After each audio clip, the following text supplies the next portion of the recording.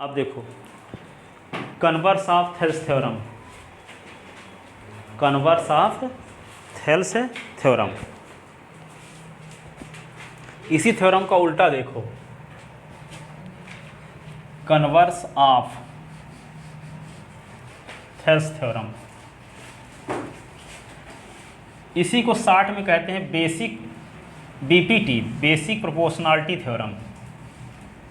BPT Thales theorem को BPT भी कहते हैं, बी और पी और टी, बेसिक प्रोपोर्शनलिटी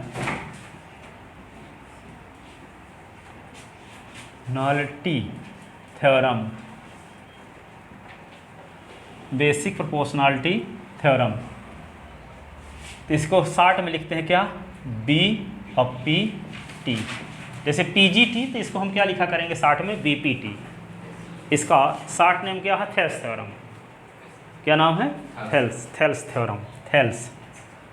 ठीक है। अब यहाँ पे converse of Thales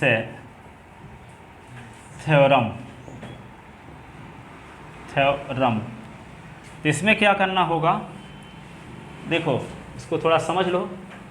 Thales theorem का कन्वर्स, ये एक ट्रायंगल है ABC, ट्रायंगल क्या है ABC। यदि कोई लाइन किसी साइड की यदि कोई लाइन किसी ट्रायंगल की दो साइड को सेम रेशियो में डिवाइड करती है।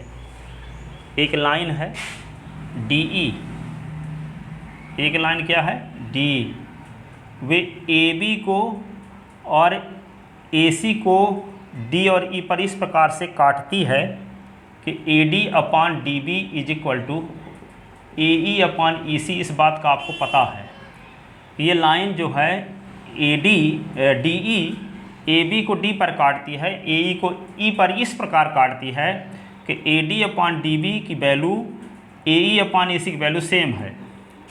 तो आपको प्रूफ ये करना है कि DE पैरेलल है BC के।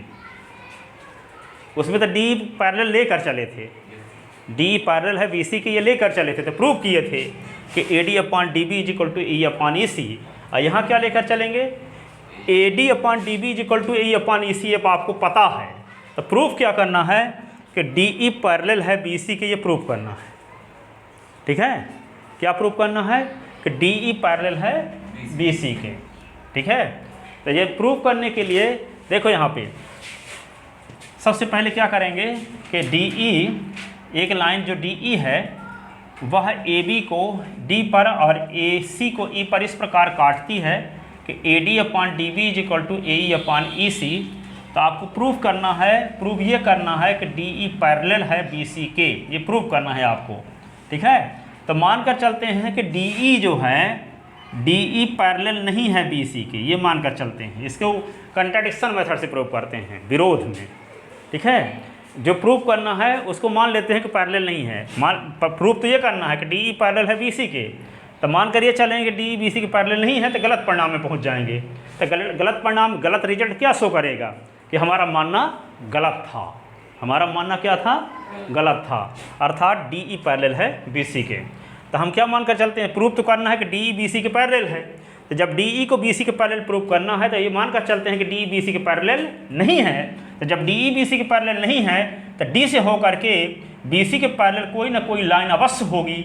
मान लेते हैं वह लाइन DF है, भले DE पैरेलल नहीं है लेकिन D से होकर के कोई ना कोई पैरेलल लाइन अवश्य खींची जा सकेगी जो BC के पैरेलल होगी। तो मान लेते हैं कि जब DE पैरेलल नहीं है BC के तो क्या पैरेलल होगी, मान लेते हैं DF पैरेलल है BC के। तो जब DF पैरेलल है BC के तब क्या होगा, थेल्स थ्योरम से प्रूव कर चुके हैं। इसी ट्रायंगल में एक साइड के पैरेलल यदि कोई लाइन खींच देते हैं तो वे लाइन दो साइड को जिस पॉइंट पर काटती है वे पॉइंट उन दोनों साइड को सेम रेशियो में डिवाइड करते हैं। तो थेल्स थ्योरम से क्या होगा, AD upon DB is equal to हो जाएगा AF upon FC। Thales theorem से क्या मानकर चले, हमको प्रूव करना था DE पैरेलल है BC के, तो मानकर चले कि DE पैरेलल नहीं है BC के। और जब DE पैरेलल नहीं है BC के तो निश्चित रूप से D से होकर के कोई ना कोई लाइन अवश्य होगी जो BC के पैरेलल होगी। मान लेते हैं वह लाइन क्या है, DF है, मान लेते हैं वह लाइन क्या है DF। तो जब DF को पैरेलल मान लेते हैं BC के तो ऐसी कंडीशन में थेल्स थ्योरम से क्या हो जाएगा, AD/DB is equal to AF/FC होगा। ये इक्वेशन फर्स्ट है। ये आपको दिए हैं, बट गिवन दैट क्या दिया है, AD/DB is equal to AE/EC आपको पहले से पता है स्टेटमेंट में ही। तो जब गिवन है ये, तो यहाँ पे देखो इसका लेफ्ट हैंड साइड इसके लेफ्ट हैंड साइड की इक्वल है, तो इसका राइट हैंड साइड इसके राइट हैंड साइड की इक्वल होगा कि नहीं होगा। तो इसका मतलब क्या हुआ, from equation first and second AF/AFC is equal to क्या होगा, AE/EC होगा कि नहीं होगा। ठीक है, कंपेयर करने से।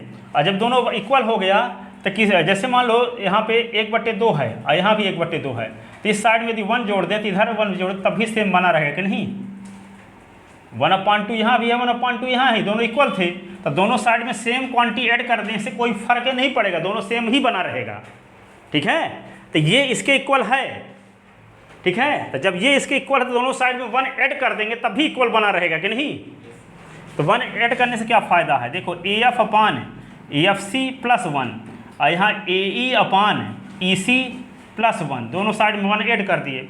इसके नीचे 1 लिखो, इसके नीचे 1 लिखो, LCM लो तो क्या आएगा FC, तो क्या होगा AF + AFC और यहाँ LCM लो तो क्या आएगा EC, तो यहाँ पे AE + EC।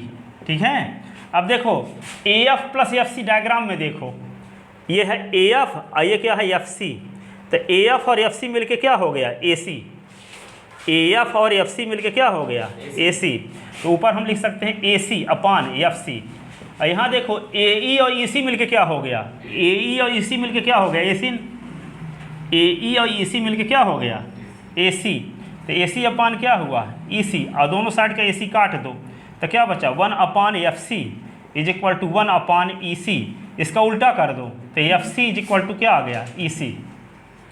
इसका उल्टा कर दिया तो क्या आ गया FC is equal to EC। तो FC is equal to EC diagram में देखो FC और EC सेम है नहीं, तब तक सेम नहीं हो सकता जब तक F पॉइंट E पर ना आ जाए। ठीक है, तो गलत परिणाम क्यों आया, यहाँ डायग्राम से तो दिख रहा है कि FC EC के इक्वल नहीं है, लेकिन यहाँ आ रहा है इक्वल। इक्वल क्यों आ रहा है DE BC के पैरेलल, लेकिन मान कर चले कि DE BC के पैरेलल नहीं है, तो गलत परिणाम में आ गए। और गलत परिणाम क्या शो करता है, हमारा मानना गलत है। अर्थात जो हम ये माने थे कि DE BC के पैरेलल नहीं है, तो इसका मतलब DE BC के पैरेलल है। ठीक है, इसको कहते हैं कंट्राडिक्शन मेथड, विरोधाभास विधि। जैसे फर्स्ट चैप्टर में √5 इरेशनल नंबर है, तो √5 को क्या मानकर चलते हो, रेशनल नंबर मानकर चलते हो, तो गलत परिणाम में पहुंच जाते हो। गलत परिणाम ये शो करता है कि हमारा मानना गलत था। ठीक है, इसी प्रकार यहाँ पे प्रूव करना था कि DE BC के पैरेलल है, तो हम मानकर क्या चलेंगे कि DE BC के पैरेलल नहीं है, तो हम ये दिखाने में कामयाब हो जाते हैं कि FC is equal to EC आ जाता है, जो कि गलत है। डायग्राम से देखने से पता चल रहा है FC की लेंथ बड़ी है EC की लेंथ से, लेकिन यहाँ आ रहा है क्या FC is equal to EC। तो FC is equal to EC क्यों आ रहा है DE BC के पैरेलल, लेकिन मान कर चले DE BC के पैरेलल नहीं है, तो उसको सॉल्व करने से गलत परिणाम में पहुँच गए। और गलत परिणाम ये शो करता है कि हमारा मानना गलत है।